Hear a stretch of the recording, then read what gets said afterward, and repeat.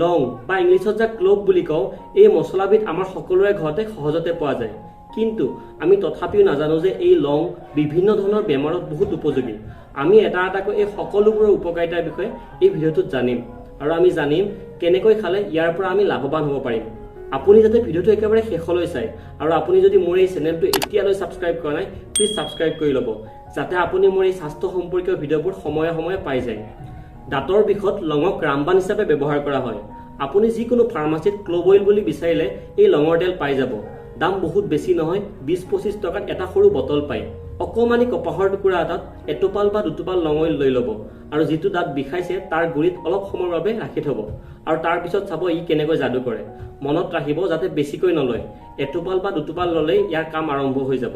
লঙে diabetic পেচেণ্টৰ sugar level কম কৰাত সহায় কৰে আৰু ই এন্টিঅক্সিডেন্ট হিচাপেও কাম কৰে মানে আমাৰ কমপ্লিট হেলথটো ভালে ৰখাত ই সহায় কৰে আৰু মানুহ বুঢ়া হোৱা যিটো প্ৰচেছ আছে তাকো ই স্লো কৰে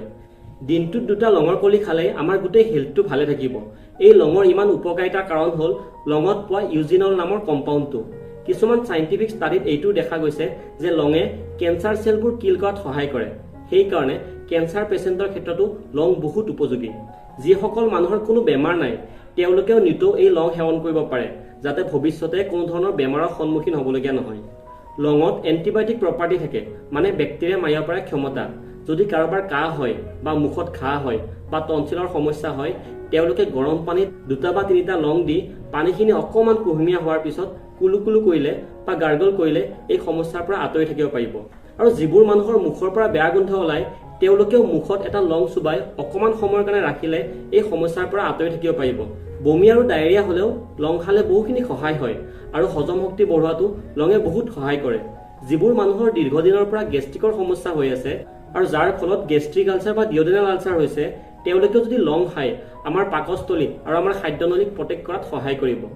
এই লঙে আমাৰ হাড়বোৰ মজবুত কৰাত সহায় কৰে যেনেকৈ বয়স বাঢ়ি অহাৰ লগে লগে আমাৰ হাড়বোৰ ঠুনুকা হৈ আহে আৰু সহজে ফ্ৰেকচাৰ হোৱাৰ ৰিস্ক বাঢ়ি যায় বিভিন্ন ধৰণৰ হাড় বা গাঁঠিৰ বেমাৰ যেনে আৰ্থ্ৰাইটিছ এই সকলোবোৰত লং বহুত উপযোগী দিনটোত 3টা বা 4টাকৈ লং খালে এই সকলোবোৰ বেমাৰৰ পৰা হাত সাৰি থাকিব পাৰিব লঙৰ তেলে মূৰৰ বিষ কম কৰাটো সহায় কৰে অকমান তেল যেনেকৈ আমি কপালত ফিক্স লগাও তেনেকৈ লগাব পাৰে আৰু কাহ বা চৰ্দি হলে বা মুখত কোনো ধৰণৰ ঘাঁ হলে আমি 2-3টা মান লং গৰম পানীত উতলাই পানীখিনি কুহুমীয়া কৰি আমি গাৰ্গল কৰিব পাৰো ইয়াৰ উপৰিও যদি কোনো ঠাইত বা কোনোবাটো গাঁঠিৰ বিষ হয় তাতো আমি লঙৰ তেল লগাব পাৰো আৰু চাহতো আমি লং দি খাব পাৰো তেনেকুৱা কৰিলে আমি সদায় খোৱা চাহ কাপ হেলদি হ'ব আৰু এই চাহ কাপেও আমাক বিভিন্ন ধৰণৰ বেমাৰৰ পৰা বচাই ৰাখিব আপুনি যাতে এটা কথা মনত ৰাখে এদিনত যাতে বেছিকৈ লং নাখায় 3টা বা 4টা লং খালে যথেষ্ট তাতকৈ বেছি খালে সাইড এফেক্ট হ'ব পাৰে আৰু লিভাৰ ডেমেজ হ'ব পাৰে যদি লঙৰ বিষয়ে মই কোৱা কথাকেইটা আপোনাৰ বাবে উপযোগী হ'ব যেন লাগিল তেনেহলে ভিডিঅ'টো লাইক কৰি আনৰ লগতো শ্বেয়াৰ কৰক আৰু চেনেলটো সাবস্ক্ৰাইব কৰক আৰু আপোনাৰ যিকোনো প্ৰশ্নৰ বাবে কমেন্ট নিশ্চয় কৰক ধন্যবাদ জয় আই অসম